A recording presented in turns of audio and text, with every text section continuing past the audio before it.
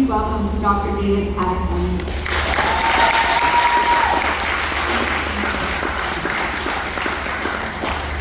Well, thanks for sticking around to the end. I hope that the best is last, because you'll have to get your vote. So this was a controversial title.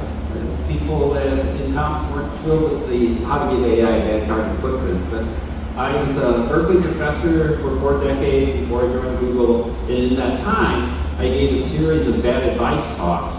My friend and I thought to teach students how to give a talk, we'd tell them how to give a bad talk, and then if you don't want to do that, you do it the other way. So we gave a set of commandments that we follow, we guarantee to be a bad talk. And then I did learn them how to have a bad career, and then how to do a bad research lab, and this is my 4th one that we're reviewing today. So the first part is how to do it badly, and then if you don't want to do that, how to avoid doing it badly. And then part of my textbooks that I wrote with John Hennessy, my co-author in all those, that we have a fallacy section at the end of every chapter. This sounds right, but it doesn't quite work. So I'll go over some fallacies, and there's a lot of fallacies when we get to talking about carbon footprint. And then Sinead and I will do a little bit of questions and answers.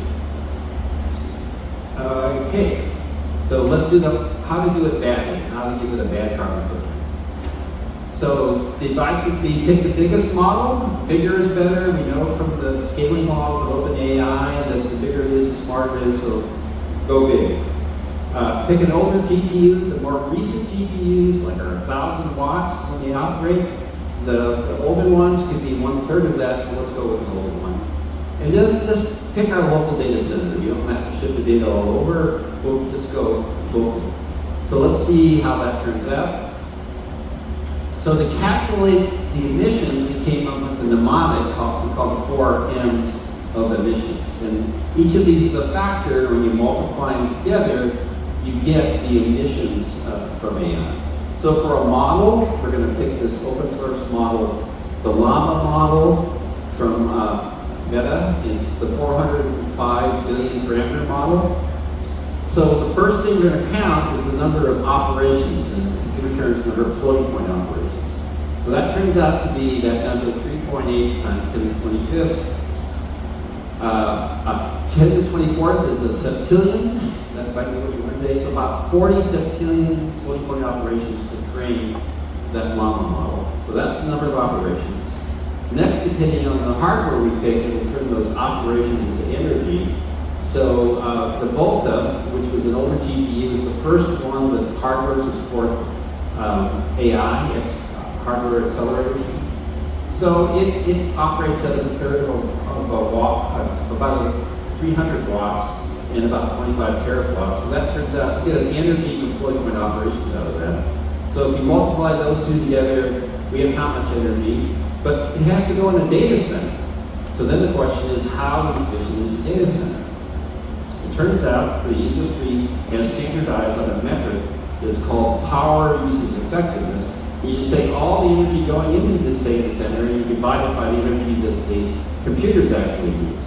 So some local data centers will have a power usage effectiveness of 2, which means about only half of the energy goes to equipment and half of it goes for power distribution and cooling, so that's pretty efficient. So when you multiply the model times the machine times what we call mechanization to get an M out of it, that's how much energy you use. And then I think one of the big surprises when we got into this was how variable it is by geography, that the energy intensity or the carbon intensity varies a lot. So to make it bad, we're going to pick West Virginia because there's a lot of coal mines there, so the public policy is to create energy by burning coal. So if you look at the bottom of the slide and put those 4 factors together, you end up with this number of 2.4 times 10 to the 5th kilograms. In this community, the numbers are so big, they use tons. That's British tons, that's 1,000 kilograms. We Americans call it metric tons. So 240,000 metric tons, that's the emissions for training the Llama model. That's the bad one again. So if we don't want it to be bad, what do? Well, rather, don't do the ones on the right, do the ones on the left. Instead of picking the biggest model, pick the most efficient model. That makes sense. And it turns out you don't want to use an older GPU, even if it uses more or less energy while it's operating. You want to use the latest GPU or TPU because it's so much faster. So it uses more energy per second, but it takes fewer seconds to run. And then you have to worry about the mechanization, how efficient is data center. Well, the cloud companies have been building giant data centers for 20 years, so they're really good at making it very efficient. So we'll see what the numbers turn out to be. And then, since we're in the cloud, we can train it anywhere. Let's not train it in West Virginia that burns coal for energy. Let's train it someplace else that's much more efficient. Okay, so let's go to our 4Ms again. Instead of the Llama model, we're going to use Google's open source model, Llama 327B. That's about the same quality as the Llama model that Google has done. How many floating point operations? It's about 2 septillion floating point operations. That's almost a factor of 20 better than the Llama model. So we get a factor of 20 there. Let's go to the machine. Not surprisingly, I'm going to use the latest Google TPU. That's about a factor of 4 better than the old NVIDIA GPU. And I told you when we use the cloud data centers, the power usage effectiveness is really good. It's only about 10% tax. So 90% of all the energy is going to the equipment, and about 10% goes for power distribution and cooling. And then finally, like I said, maps. Given we got to turn all that energy into emissions, let's go to the place that's got the lowest emissions per megawatt hour, and that if we keep it in a place with hydroelectric power, like the Northwest, then we get a much lower number. The last slide was 240,000. This slide is 150 tons. And if we kind of go through the numbers, that's that kind of factor of 20 for model times a factor of 4, that's a factor of 80. And then the mechanization is about 2, so that's 160, and max is about a factor of 10, that's 1,600, and that's very close, right? So by making it, we can make it bad 1,500 times, 1,600 times worse than it was than if we make it good. So you saw the wrong way to do it, now you can see the right way to do it. Okay, now we're going to move into the fallacies. And when I got started in this a couple of years ago, one of the Googlers gave me a piece of advice going into it as an engineer. You think kind of everything's science. And she said, energy is physics, so that's still science, but emissions is accounting. So why is it accounting rather than science? Because you've got this long supply chain, and you got to decide, well, who gets credit for what, and who is responsible for what thing. So you have to set up an accounting system to be able to keep it fair and make work for it. Okay, so let's go over the fallacies. So the first one was that assumption we made that newer hardware is worse than the older hardware. So I and 4 or 5 friends here at Google just published kind of a breakthrough paper, and it's called a life cycle analysis of AI accelerators. That had never been done before. So life cycle analysis means you take it from cradle to grave. So you get the materials from mining materials, and then you put it in semiconductor processing. You get chips out of it, put chips on boards. You stick them in racks. You have to transport all that to a Google data center and install it. Then it has its operational lifetime, so that's the manufacturing and transportation costs. That's called embodied carbon footprint. Then there's the operational piece over its lifetime, say 6 years. And then at the end, you have to recycle it. So we did the whole cradle to grave approach to the cost. Now we did this for 5 TPUs. So the 5 TPUs break into 2 sets. What Google Cloud refers to as the versatile TPUs. That's TPU V4, V5i, and 6E. 6E is the one called Trillium. And as you can see, that's the carbon emissions, smaller is better. So it's about a factor of 3 improvement between those generations, which just took 2 years. That's the overall. If we look at finer detail, the light blue at the bottom, that's the embodied piece, and again, it's about a factor of 3. If we look over at the powerful TPUs, this is the ones that do the training. This is like 4,000 chips in a pod or 8,000 chips in a pod. It's about a factor of 1.2 or 1.3, both overall and then for the embodied. Now I have to get into a little bit the accounting issues here. So why is the tall bar and the dark piece and the light, a medium blue piece there? Well, that's because what's called the greenhouse gas protocol has agreed on how we can account for emissions. The first one at the top is called location-based. That is, just based on what you get from the local utility, how much emissions do you get. But we want people to buy clean energy in addition to what you get from the utility. And so they created a market for that, so that's called market-based.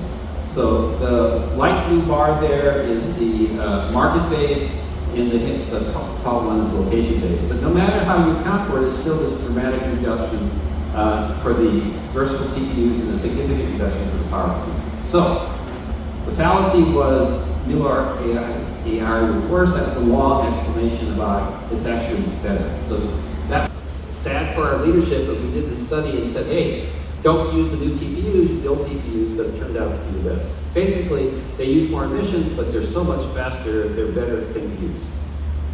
Okay, this one's going to take a little longer to do. You see I've got a movie set facade here, so that's kind of a hint of what the story is going to be. It looks good from the front, but if you go in the back on a movie set, you see it's just empty space and iron. Okay, so I got to tell you an allegorical story to set the stage.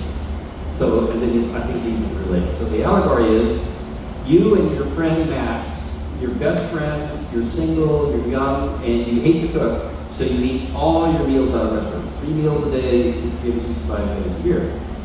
You start getting worried about your health, for both of you, but particularly yourself, so think you should start eating more organic food.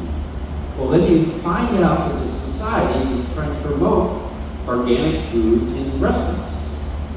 And so they put little stickers on the menu items that are organic, and when you buy organic meals, you get an organic certificate.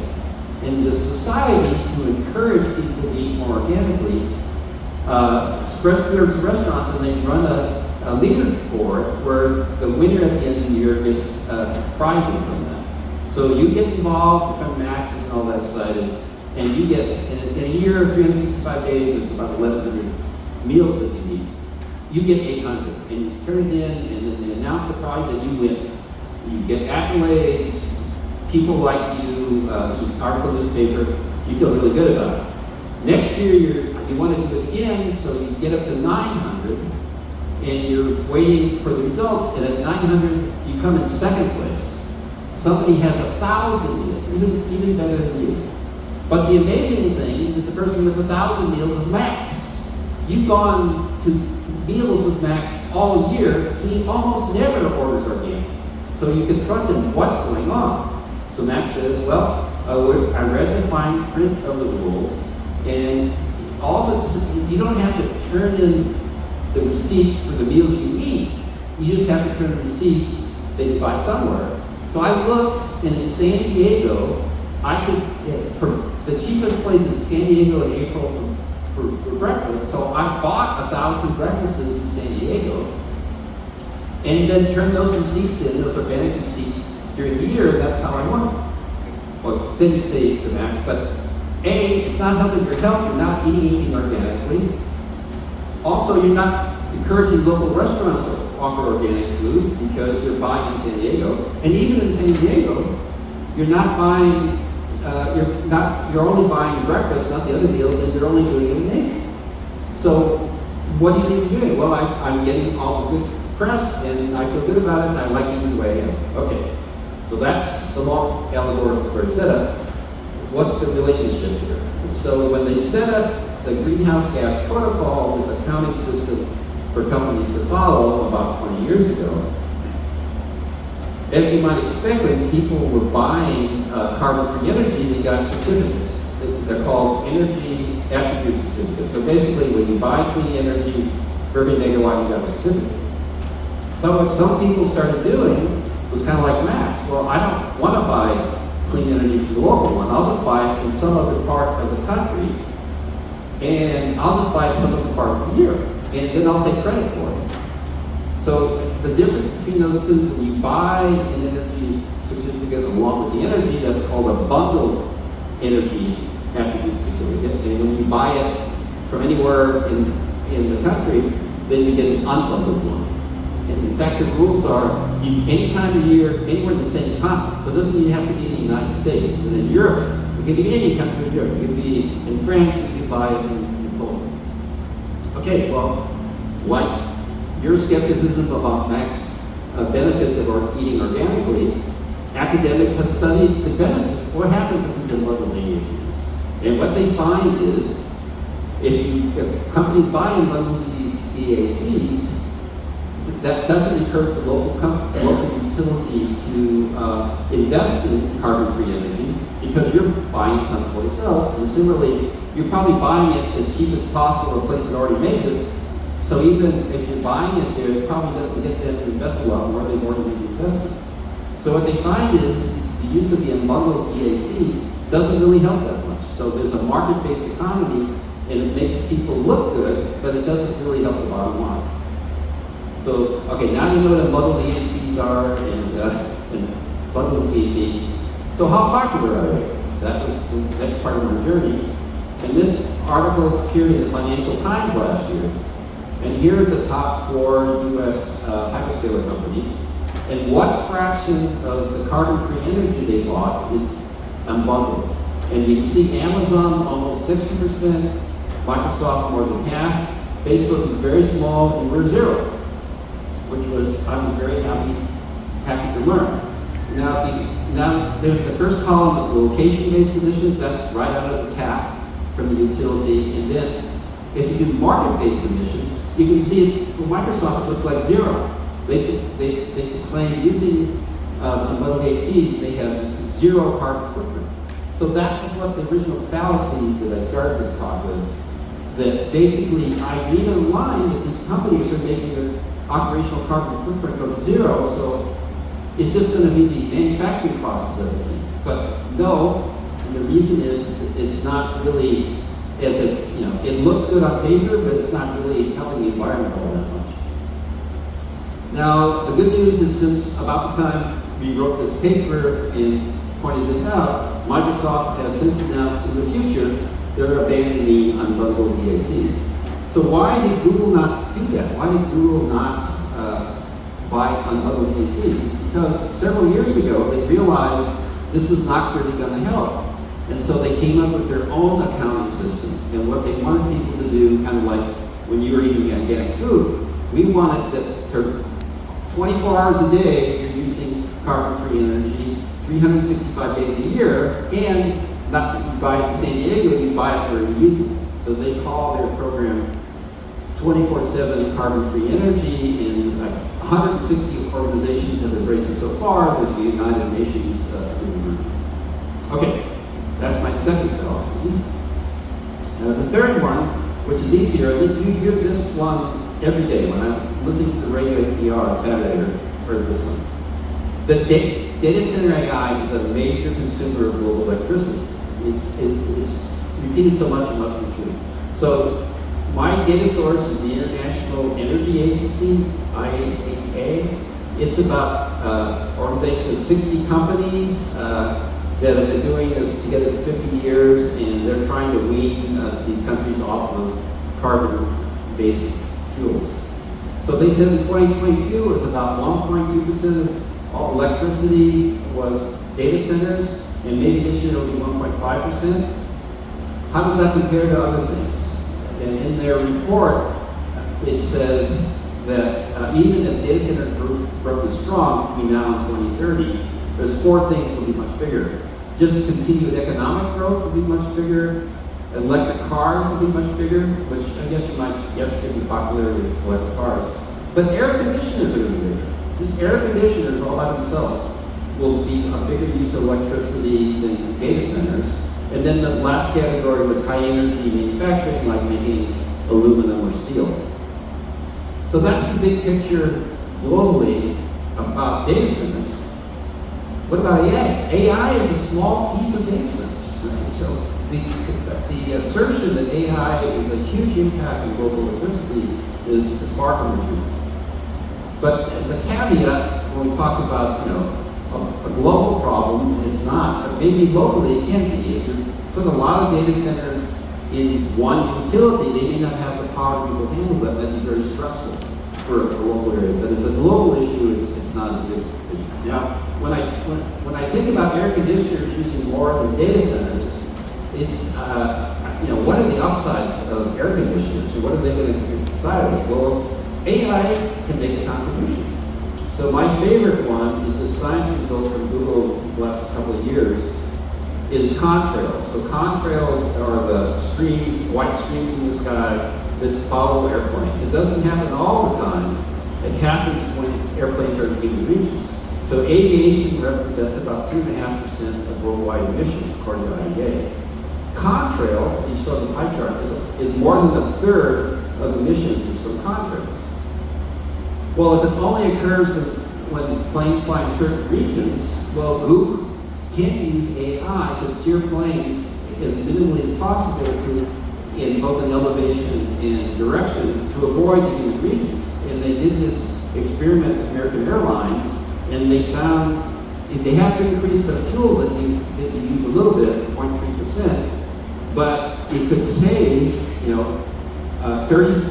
more than half of the contrails. So if you multiply that all out, it could save, if all aviation used this idea, it could save 180 million tons of CO2e.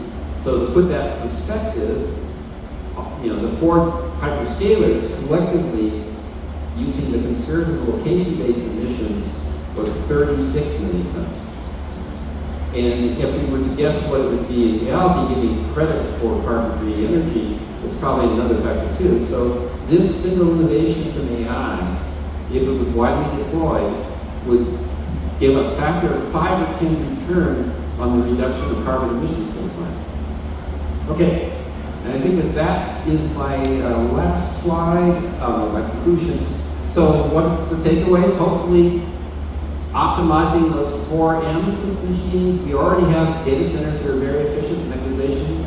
Keep building better hardware, people like me do that. AI people building more efficient models. And then, make sure we do it in places that have very clean energy. Companies, beyond using clean energy from utilities, should try to acquire clean energy on the same 24 hours a day locally, like Google is advocating. But the big picture, I'd say, from my 3 or 4 years looking at this, we have to get the numbers right. Global climate change is a big problem, but if you don't have the numbers right, we won't be working on the right problems. So recently I wrote a paper about impact AI, and I think the thing to keep in mind is it can be as big a mistake, to ignore the upsides of AI, like the contrail work, as it is to ignore the downsides. And with that, I think we're going to Sinead back on stage, and if you want to read more, there's much papers. Okay.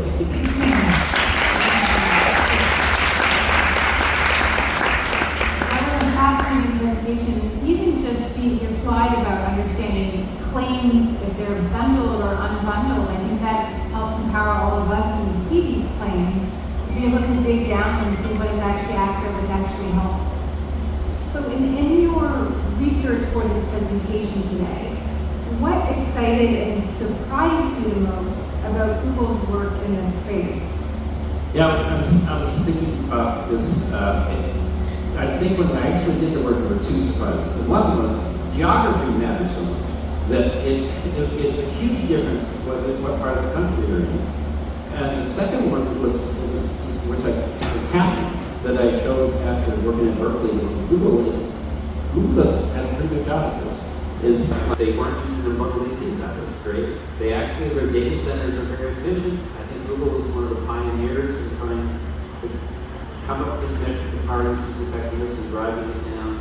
And they're pretty, and if you look at, I think they've got 5 data centers that 90% of the energy is covered. So it's very pleasant surprise that Google is probably a leader in carbon footprint in data centers. And I think it had to do because maybe the founders of the company were more interested in environmental issues.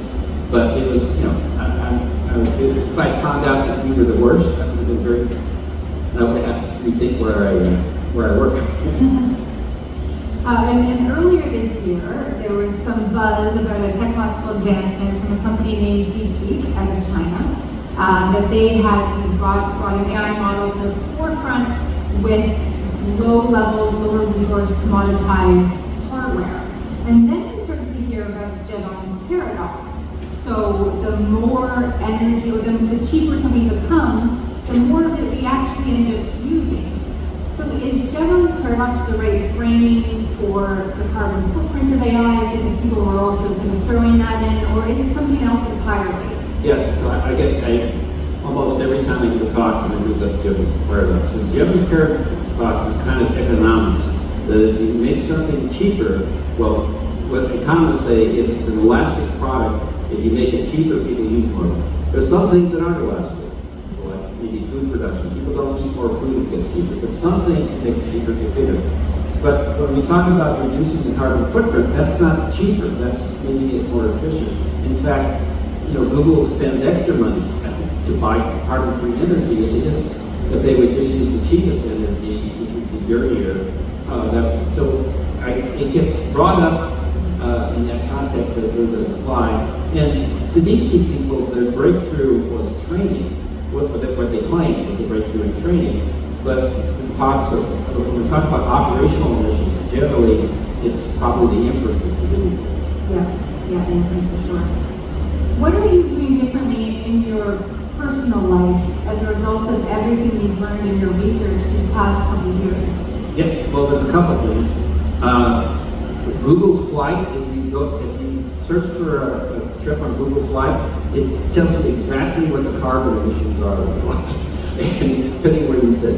And pre-COVID, people in China asked me to come out and give a talk and a first class ticket and all that. And then you go to Google Flight, and I would use as much energy as the average American for one first class ticket to Beijing. And so I already probably didn't want to go on a trip, but now I certainly fly a lot less. The second one is something we didn't talk about. If people ask, when I started doing these talks about the data centers, well, what about the edge and phones? Well, the big surprise in that one was, when we talked it over, well, the phone actually doesn't draw any energy from the grid, it's the chargers. Well, then we looked at the chargers, and the chargers were awful. Because it's convenient to use wireless chargers. Wireless chargers are much less energy efficient than wired chargers, so we got rid of all of our wireless chargers. And also, there's this thing called vampire power, which means even though the phone's dead, you've left the charger in, and it's drawing power even if you use it. And so maybe, on average, people have 3 phones, wireless chargers plugged into the phone on it, using up the electricity. So we've become more conscientious about leaving things plugged in and trying to use them as efficient. And when we looked at the price, there was no correlation between price and energy efficiency. Once again, fortunately, Google happened to make the most efficient wired charger, which was good in our results, but we couldn't see any relationship. There needs to be like a consumer report. I think it would make a big difference on electricity emissions in the world. It would be people making cell phone chargers more efficient, which is surprising. It seems like you have to use that, but there's no incentive to do that as far as I'm concerned. I feel like somebody here is probably capable of that as well. All right. So you're a Turing Award winner, you're an icon in the field, and you've been at this for a long time. What advice would you have for some of the developers in this field? Well, I have 2 grown sons, and they make fun of me for saying I think I give good advice. Usually for the last decade, when I did technical talk at university, I share some advice, what I've learned in my life, both technically and personally. And so a year or so ago, I gave a talk at USC, and they said, you should write it up. So I have written it down. So you can find my advice. The title is, if you look up Life Lessons from My First Half Century, what I've heard, you can find it. But, I would say, talking about the personal stuff, the family is really important. And, you wouldn't want to sacrifice your family on the altar of success. When you get later in your life, you want to look back, you would really not want to say, well, I've had success, but I don't have a good relationship with my family. I always made choices for happiness versus wealth. When I grew up in this country, people thought happiness wasn't the same as wealth. There's a lot of unhappy billionaires in this world. So I feel pretty good about it. Like, what's wrong with making choices that make you happy? You can't feel bad about that. Finding something you love to do. When I did well in math in high school. There were no computers in my high school. No one ever whispered computers in my ear like in the graduate or anything like that. So I took math classes to my junior year, and then one was class canceled, and a computer class happened to fit in, and when I took it, an intro computer class, and I was hooked. The ideas in your head come alive in the machine, that was it. I found what I wanted to do. None of my relatives thought, oh, that's a very wise choice, that'll pay off. 10 years later, they thought this was a really good idea. Yeah, so I would find something you love and see if you can get people to pay for it. And I've got a lot more things like that. But if you find the paper, you can see all the rest of my advice.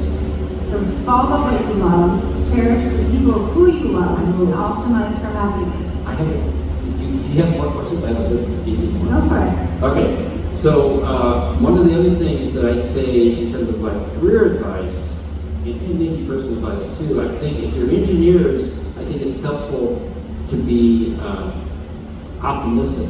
So many things can go wrong, it's very easy to just give up. We'll never solve the problem. So I think it's better to emphasize optimism because in every kind of project, there's hard things to do. So my story about optimism for my life is back when I was a teenager, when I was 16, I started going out with this girl, and I really liked her, so I asked her to be exclusive. And she said, she thought in her head, we're only 16, and she had been with somebody earlier, and it's too early for this. So she said to me, well, Dave, you're such a nice guy, I don't know how to say no. So I, as an optimist and a logical person, not a no, sounds like a yes. So I said, great, hug her. And she thought, I'll let him down later if it's right for the guy. But we've been married for 57 years, and he hasn't let me down yet.